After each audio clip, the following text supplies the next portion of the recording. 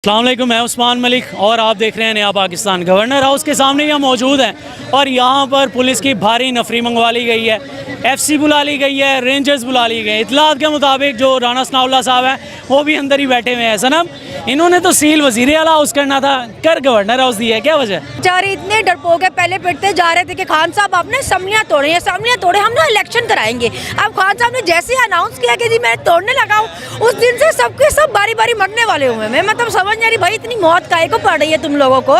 तुम लोगों ने गवर्नर हाउस ही बंद कर दिया है, मतलब इतनी क्या अफरा तफरी है? और ये पुलिस देखे जितनी बुलाई हुई है, मतलब हम क्या टैंक लेके घूमने हैं भाई साथ? मतलब कौन सा हमारे पास बॉम्ब देख लिया जो बुला लिया गरीबों को?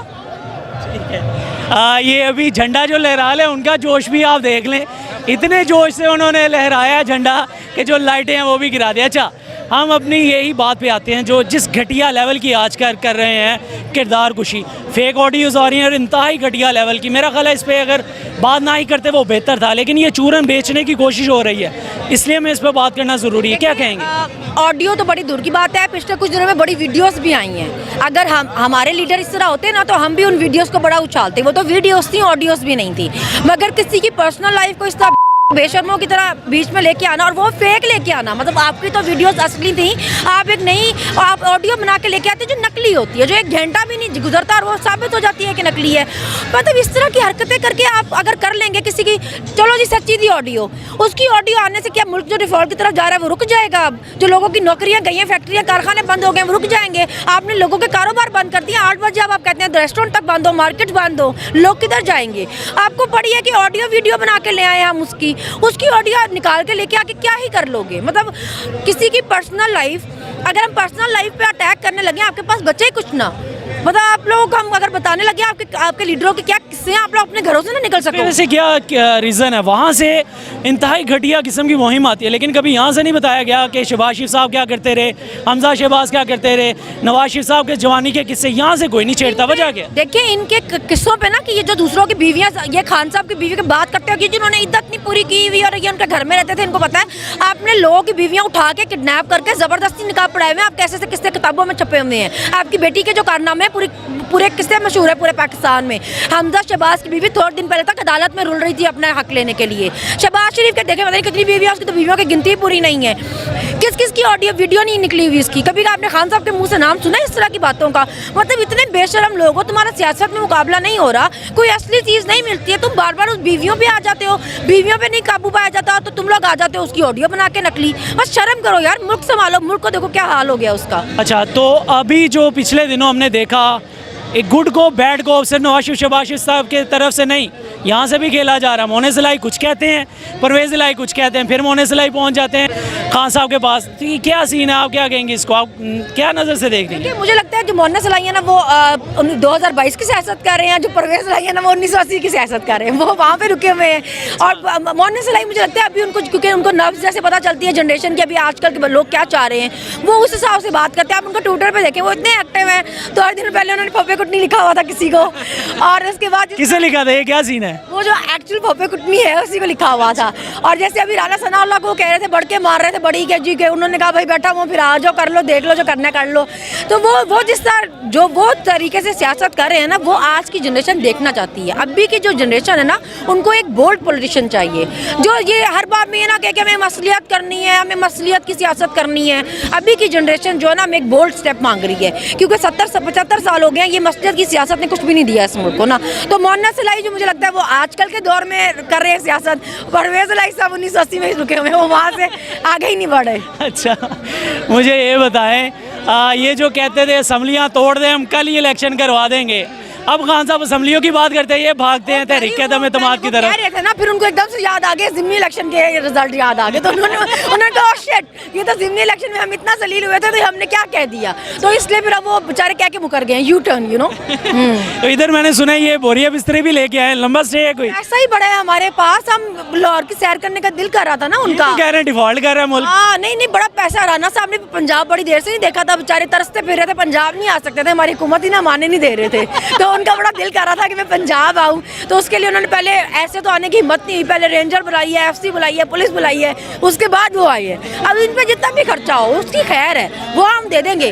जहर खाने के हमारे पास पैसे नहीं, लेकिन इनकी रोटी दे देंगे हम।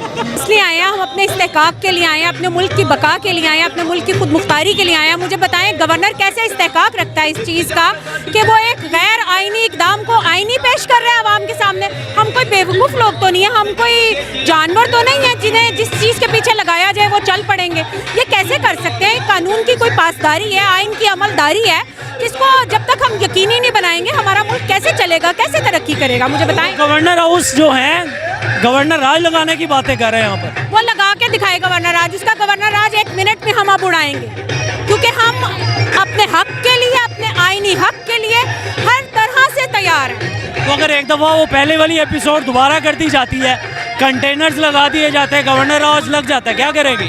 वो 25 मई वाली, 25 मई पे भी इन्होंने हमारा क्या कर लिया था? इनके हम तो निहत्ते थे ना, तब भी अपने हक के लिए निकले थे, आज भी निहत्ते हैं और निकले हैं। इनके पास तब भी तोप, गोला बारूद सारा कुछ था।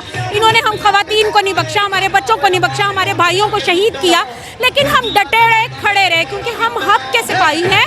हम हक और सच की आवाज़ है। पाकिस्तानी अवाम, हम वो लोग हैं जो अपने बच्चों के लिए, अपनी नस्लों की बका के लिए निकले हैं, क्योंकि मेरा आपका मुल्क है, इनका मुल्क नहीं है। इनकी जायदाद यहाँ नहीं, इनके बच्चे यानी मेरे आपके स्टेक, हमारे बच्चे यहाँ मौजूद हैं। हम अपने स्टेक को बचाने के लिए निकले। मौलाना फजलुर रहमान ने जो एक स्टेटमेंट दी थी खसूसन खवातीन और जो PTI को सपोर्ट करते हैं मर्द हजरात, उनके बारे में क्या कहेंगी? उसके बारे में मैं मौलाना को ये कहूँगी, वो गंदा नाली का कीड़ा है मौलाना फजलुर रहमान, जो हम माओ बहनों बेटियों को नहीं उसने बख्शा, वो अपनी माओ बहनों बेटियों को पेश करता होगा आदमियों के आगे।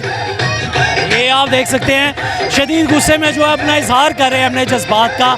हाँ मैडम, मुझे ये बताएं, आजकल एक और कैंपेन चलाई जा रही है खान की किरदार कुशी करने के वाले से, फेक ऑडियोज के ऊपर, क्या कहेंगे इसके बारे में? इतनी जिल्लत मुझे ये बताएं कि ऑलरेडी ये इतना ज़्यादा कुछ गंद उछाल चुके हैं, और मैं एक बहुत ही मुझे औरत होते हुए ये बात नहीं करनी चाहिए, पहले से माजरत, लेकिन इनकी सतह इतनी गिरी हुई है और इतनी नीचे है कि इनसे कोई बाइद नहीं कि मरियम कह दे कि खान के साथ मेरी वीडियो है। यकीन करेंगे इस नहज पे और इस जगह पे आ चुकी हैं, क्योंकि वीडियोस बनाना इनके लिए कोई मुश्किल नहीं है। सब कुछ फेक बनाई जा रहे हैं, बनाई जाए, हम इनकी वीडियोस को खातर में भी नहीं लाते, हम देखना पसंद नहीं करते। अब आवाम जो है उसके अंदर गिर रही है, या आवाम को पता है ये झूठे प्रोपेगेंडा?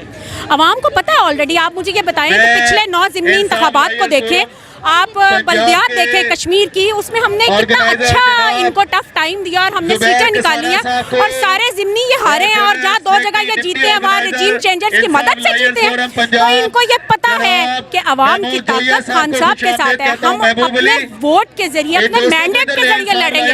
हम इनकी तरह गंदी और नीच हरकतें करके नहीं जीतते। ना हमारे पास गोला है, ना बारूद है, ना लाठी है, ना गोली है। हम ऐसे लोग नहीं हैं। हम अपने शऊर की जंग लड़ रहे हैं, हम अपनी बका के लिए खड़े हुए हैं। हम अपने मैंडेट की वजह से यहाँ तक आए हैं खान को लेकर, और आइंदा भी आएंगे। बहुत शुक्रिया आपके वक्त का जी। ये जो खातून थे इनका मौक़िफ़ सुन सकते थे। ज़ाहिर यही कहना है कि जितने भी हथकंडे ये कर लें, अब मुल्क 1990 की दहाई में नहीं चल रहा, ये 2022 है।